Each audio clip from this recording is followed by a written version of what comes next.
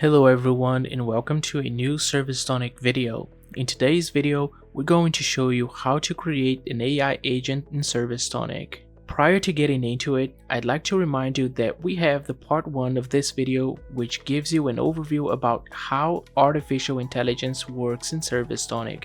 So I highly recommend that you take a look at that video before watching this one. So let's get started. First, we must go to Administration, Service, and Artificial Intelligence.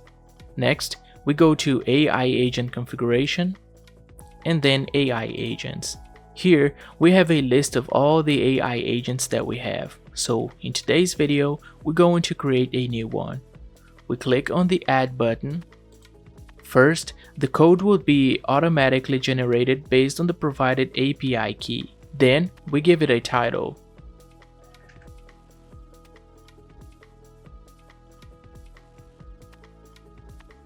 We can mark the checkbox to say that the agent is enabled. We can mark the checkbox to say that the agent is enabled to all users. We give it a description, such as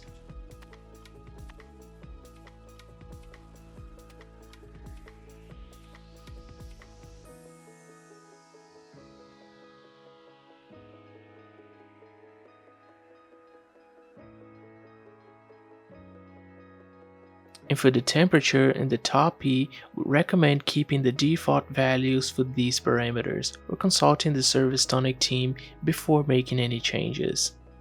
Down below, we have the prompt section, which defines specific instructions for the AI agent to resolve assigned tickets. This one comes from ServiceTonic by default, but you can add it at any time or restore it if needed just by clicking on the Restore button right here. Say you want your agent to be extremely polite, so you type it here.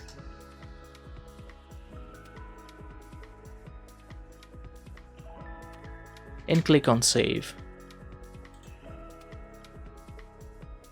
After clicking on Save, we can see that we have a new section here, which is the training section. Here, we're going to train our AI agent with relevant information. We can train it with files, websites, the ServiceTonic knowledge base, and with ticket history. First, let's add some files. We click on the Archive button, Upload File,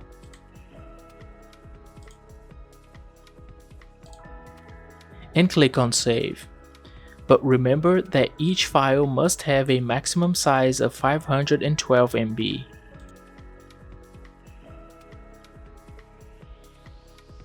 And if you want to remove a file, you just click on the Remove button. Next, let's add a website.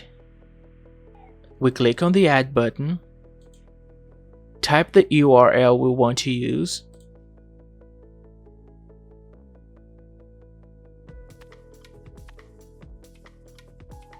and click on Save. For the website configuration, I'd like you to pay attention to the status. While scanning a website, it can be in one of the following status: scanning, which means that the scanning process is in progress; scanned, which means that the scanning process has finished but the website has not been published yet; published, which means that the website has been published and its information is available for training the AI agent. We also have scan error, which means an error occurred during the scanning process and you must upload the website again to retry.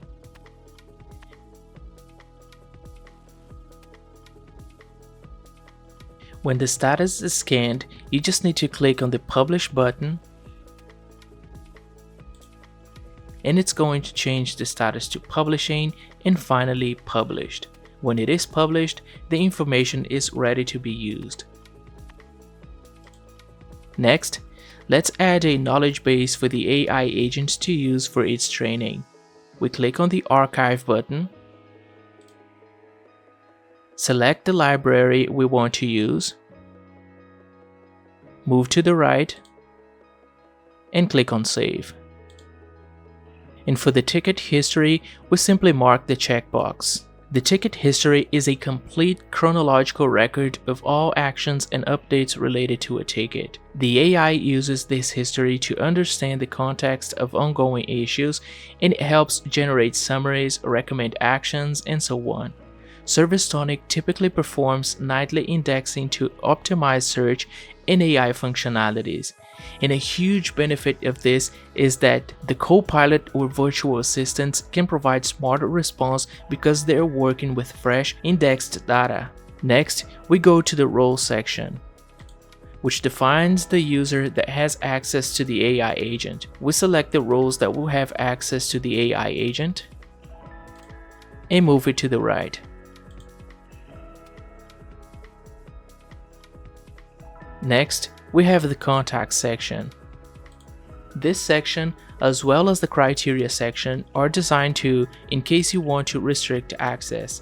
Say you want only people from a specific department to see the information provided from the AI agent. You can set the logic here and define the field.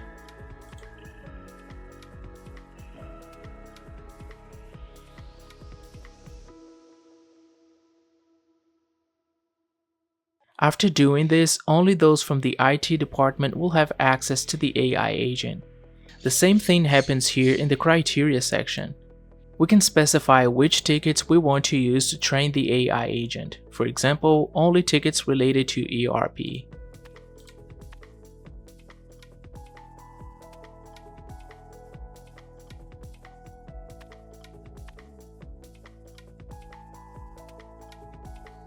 Finally, after setting it up, we just click on Save. Now let's ask a question and see how our AI agent works.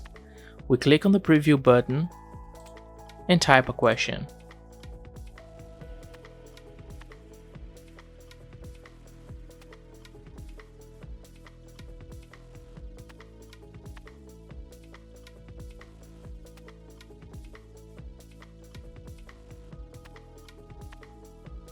As we can see, after typing a question, we get a quick response from our AI agent.